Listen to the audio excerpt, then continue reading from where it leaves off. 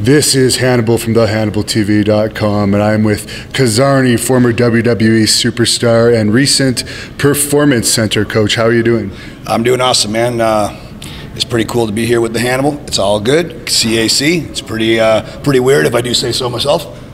And yeah, I travel all over. I do shows. I do some coaching. I was privileged enough to do some coaching at the Performance Center. It was amazing. I felt like a little kid at Toys R Us all week. It was awesome. How can you not like it? I love this stuff. And it was great. And just traveling around, doing my thing. I just flew back from Mexico just in time to wrestle here at CAC, and I'm feeling crazy. Now, were you there specifically to teach them the Carney talk for wrestling? I was not. I was there as a pro wrestling coach, as a, whatever they wanted me to do. We did some in-ring stuff, some psychology stuff, all right across the gambit. I was prepared for whatever they wanted to throw at me. I just wanted to be useful, and I wanted to leave some of the upcoming, some of the new crop. I just wanted to leave them just slightly better than I found them. For people that don't know about the Performance Center, what's the hierarchy like there? And for the more experienced guys like the Ricochets that get signed, I assume that's a different class than the football players and gymnasts and stuff that get signed without experience? Or are they all in the same group? No, they have different guys, and girls in different levels and so forth. Again, I was just a guest coach. I am not privy to how they want to train, but they were trusting in me to drop some knowledge, and I was thoroughly enjoying the opportunity. And that's as best as I can tell you. Yeah. There's just so many talented guys and girls there. Like, my mind was blown. Yeah, I was just wondering because those NXT guys are getting busier and busier road schedules, so I assume they're not training 5 days a week like some of them. They all train like lunatics. It's awesome. Wow. Yeah. You want to get it, you got to put the work in. And that's the place to do it, for sure. Did you get a chance to use that foam ring where you can do all those flips without having to worry about getting hurt? I was in the foam ring for a minute. It was not unlike walking on the moon. Not that I necessarily can confirm or deny that I've ever been to the moon, but I would assume that it was pretty moon-esque. That's what it felt like. Or there was that time I wrestled on a big giant block of cheese. It was kind of similar to that. Actually, you wrestled our current Canadian champion in Great North Wrestling, Maximum Testosterone. Before he won the title, you fought him for some Montreal company or Quebec City company this past summer, and I guess you stabbed him with a sword. Oh, well, I didn't have a butter knife. I happened to have a sword, and he was looking like a big giant bucket of French fries, and French fries are sliced and diced, so I was just trying to be a good chef. Well, he earned his money that night. What are these wacky matches that I hear that you're involved with when they bring you in for these specialty matches that involve the swords and I guess darts as well? Yeah, I mean, I wrestle all over. I wrestle for PG shows, adult, 21 plus shows. I sort of gear accordingly to the audience.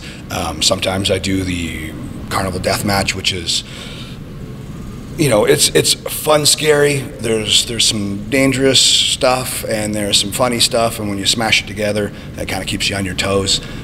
Yeah, I do a lot of my circus feats that I would maybe do once upon a time as a circus strongman. Like when I was originally kind of starting out, I kind of bring some of that into the matches. And I think people they're entertained by it. They've never seen it. I'm pretty unique, if I dare say so myself. And I think I leave people, happy. And they're always going, man, that was so much fun. That was crazy. That was this. That was that. So they always seem to be smiling and taking lots of photos. So I must be doing something right. And you were in a WWE development territory for a short period of time because you were brought to the main roster pretty quick. What differences did you notice about whatever territory you were in the current Performance Center system? Well, I was there right before NXT. I was there at FCW, and it was really cool. It was definitely ahead of its time for its time, but I mean, the PC is it's out of this world. It's amazing. There's a bajillion rings. There's gyms and coaches and just knowledge at every turn and opportunity at every turn. It's a place of magic. And how's Jake the Snake doing these days? I know you guys are close. Yeah, Jake's doing great. He spent a lot of time in Atlanta with Dallas. He's doing a lot of conventions, a lot of his stand-up shows, his unspoken word shows, which are really, really cool. And I definitely advise anybody that has a chance to check it out to check it out. And of course, you're from, I believe, the Toronto area. Hey, me. Yeah. Are you an official U.S. citizen now? I am not. I have my residence. I have a green card and all that stuff. Again, when I technically I reside in Las Vegas, but I reside on parts unknown side of the moon sometimes. But no, I love living in the States. I moved here a long time ago. I lived in Florida for a long time. Been in Las Vegas for almost a decade. It's pretty awesome. And I believe you have a school here. Do you want to tell the people watching where they could find out more about that? Sure. It's the Snake Pit in Las Vegas. Yeah, you can look it up. Future Stars of Wrestling, Pro Wrestling Academy, Snake Pit Pro Wrestling Academy. We've merged together, and not unlike the PC where they have a whole ton of coaches, we've got coaches from all the different eras, different biggest companies in the world.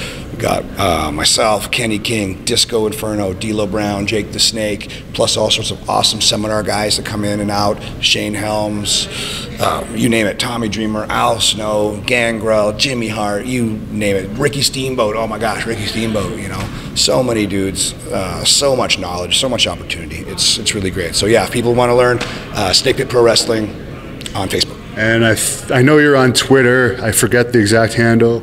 My Twitter, my Instagram, my Facebook is all the same. It's all Sin Bodhi, one word, S-I-N-N, and Bodhi like the tree, B-O-D-H-I. Yeah, and I think I was there actually for one of your last matches as Sin Bodhi. You wrestled in Ottawa on the same card when they had Samoa Joe and AJ Styles wrestle back around 2007-ish. Because I remember you had just been signed around that time, and you had the same similar gimmick, but without the face paint. The face paint has really as much eyeliner make me look a little too randy. I think it's good. It adds to your look. You're definitely more intimidating. Any final thoughts to tell the fans here on the Hannibal TV? Sports your wrestling. Check out your local independent shows. Watch all the big shows on TV. You know, just support the cause, and you are the wrestler's lifeblood. Without you, there is no us.